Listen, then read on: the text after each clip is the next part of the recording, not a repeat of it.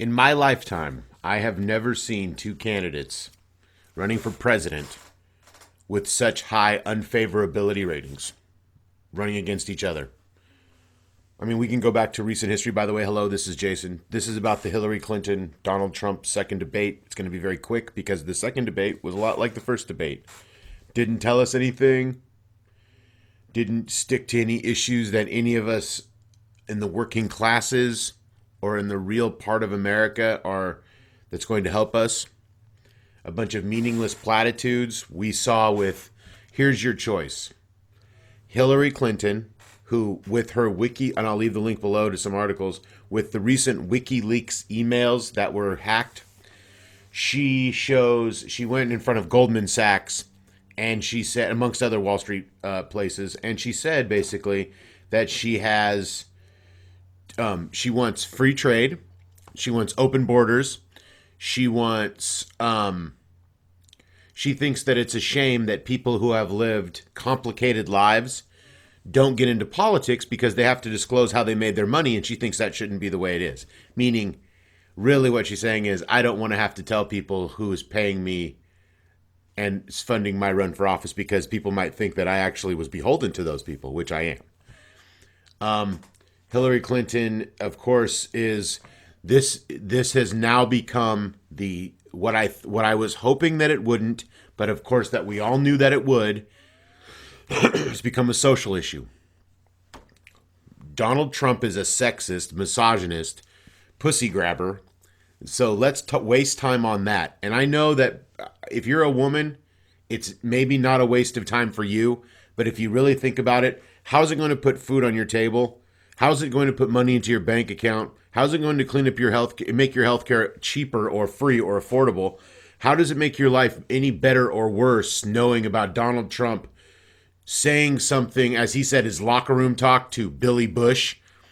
But how is that going to help us in any way, shape, or form to talk about that? Other than to show that this guy's doesn't like women. I mean, he does like women, but he treats them as sexual objects because he's rich. We see this time and time again with rich men using women as trophies, using rich men buying women, rich men marrying way above. I mean, look at Donald Trump's physical appearance and his personality, and look at the women that he dates. I mean, if he didn't have billions of dollars, he would never get those women. We obviously know that. We obviously know all this shit.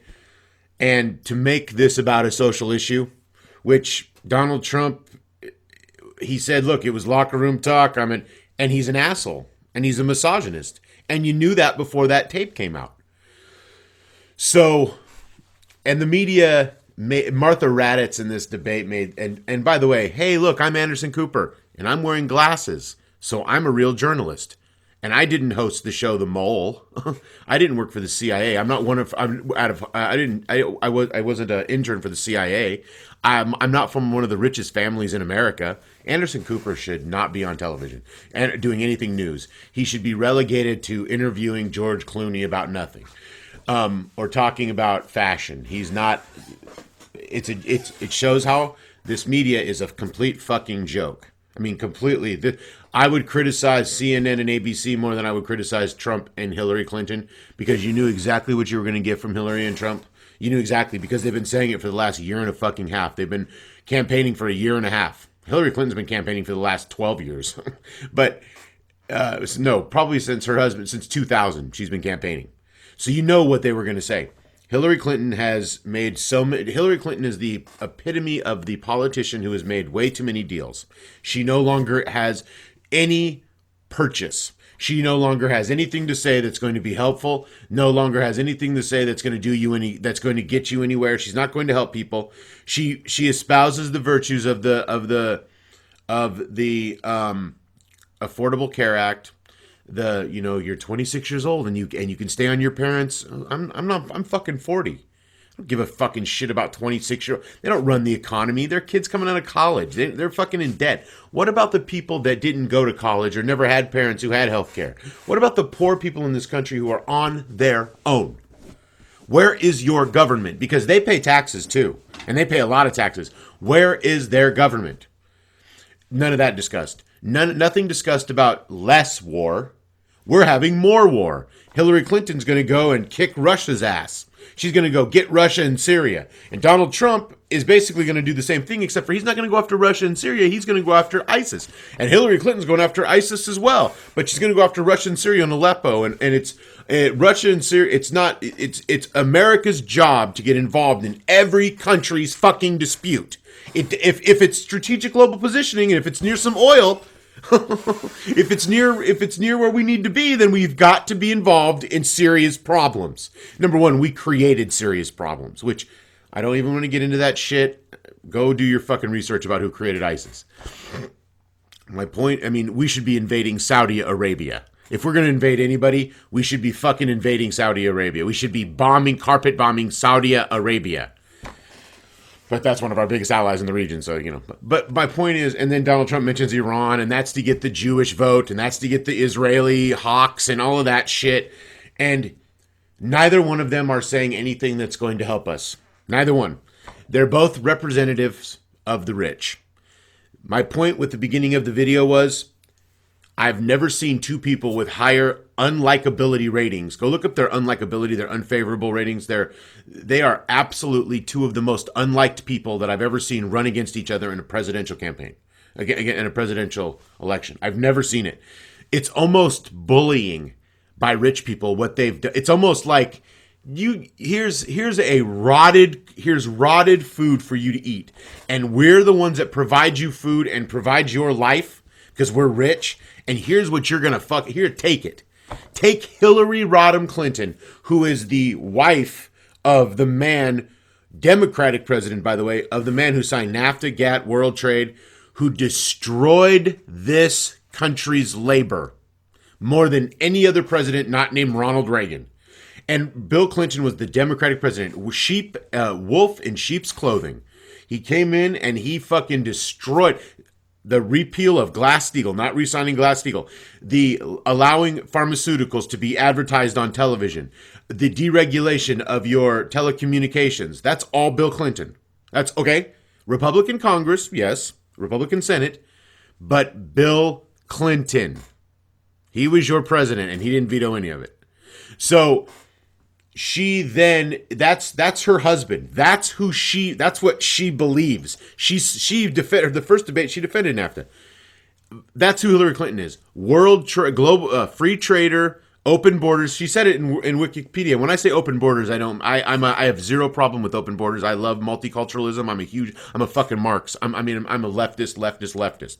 But when you're talking economically about opening the borders, people in certain countries don't make as much as people in other countries. Therefore, having free trade makes everybody make the same amount of money, and it lowers the standards of one people and lowers the standards of the other people. And really, neither one should be lowered. Everybody should be a rising tide. But the only body that makes any money in any of this is corporations and the politicians who get hundreds of thousands of dollars from these corporations to continue their machinations in whatever government that they happen to belong to. And that is what Hillary Clinton is, and that's what Bill Clinton is. They are from a Rockefeller state in Arkansas.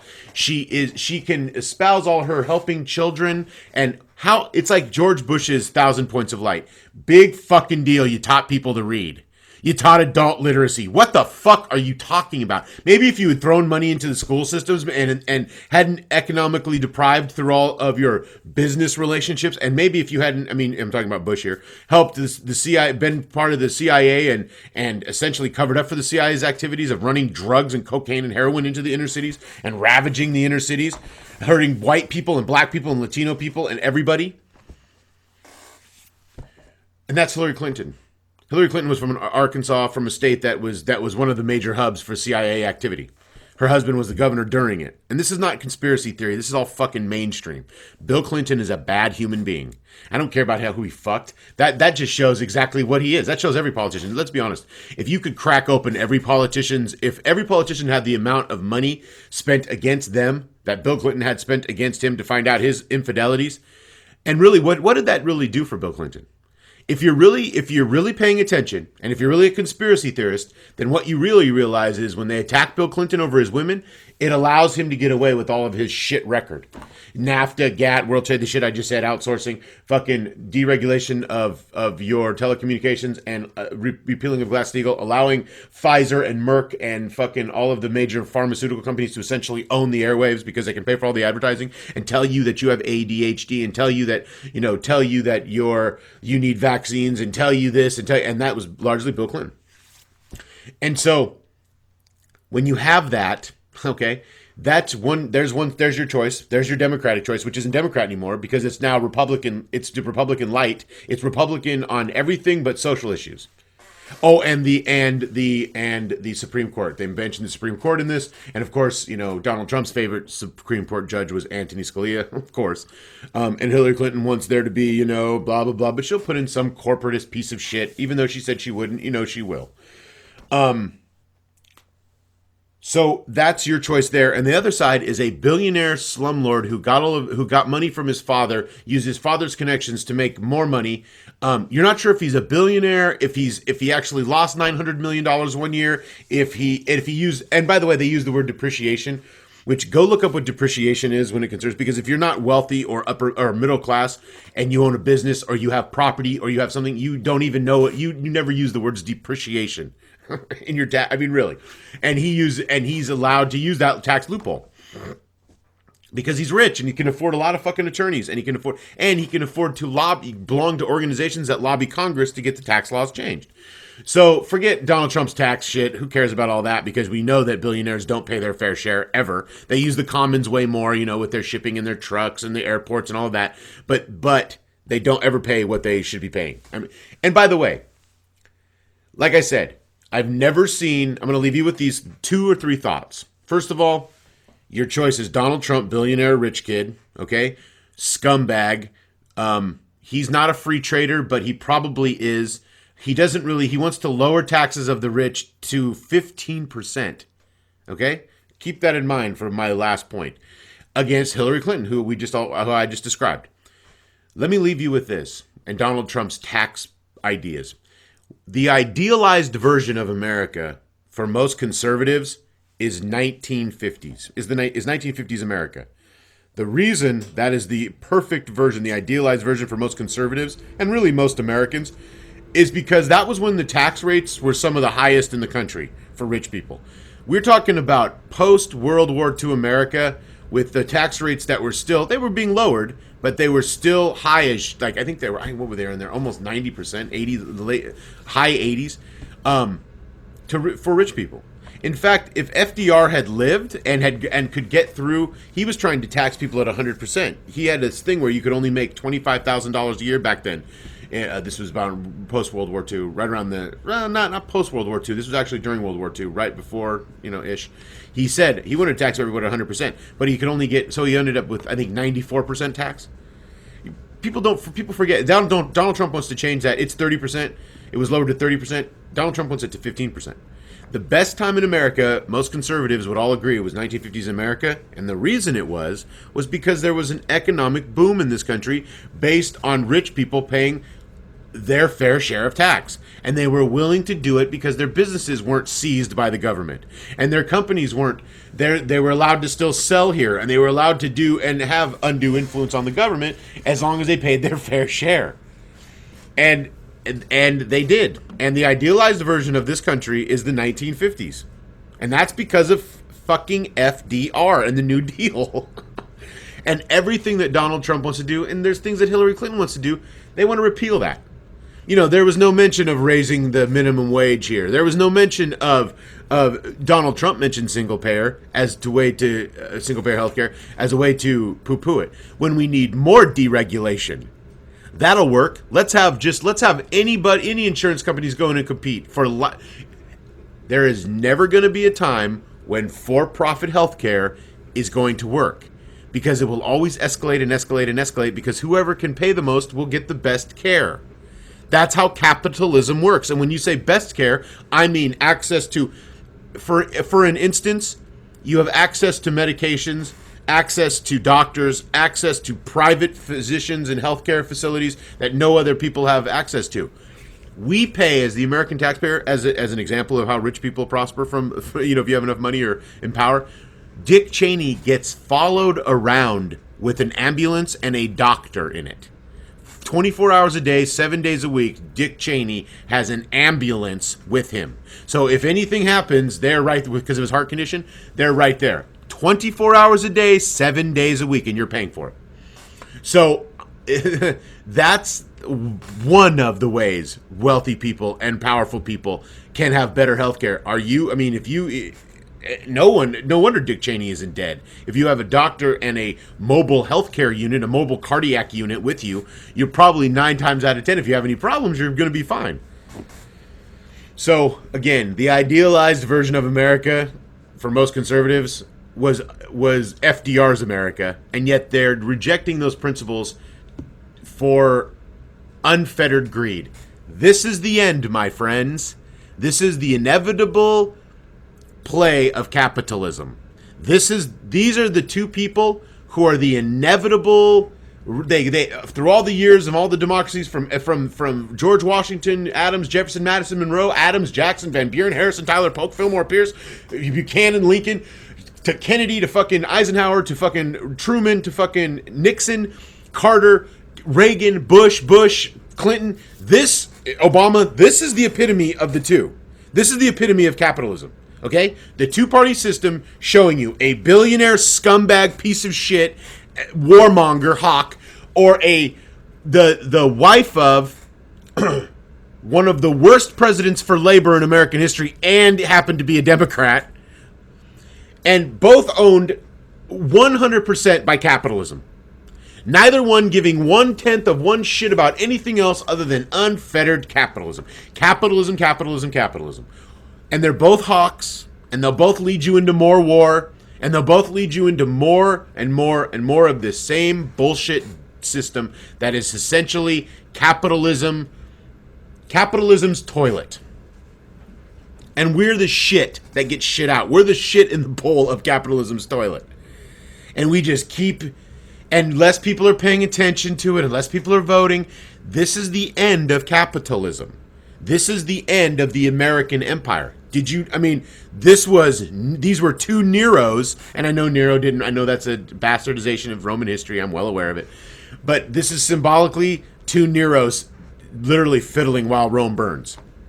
That's what's happening. If you didn't notice it, that's what's happening. These two people, nope, the economy, don't even care. Fuck it.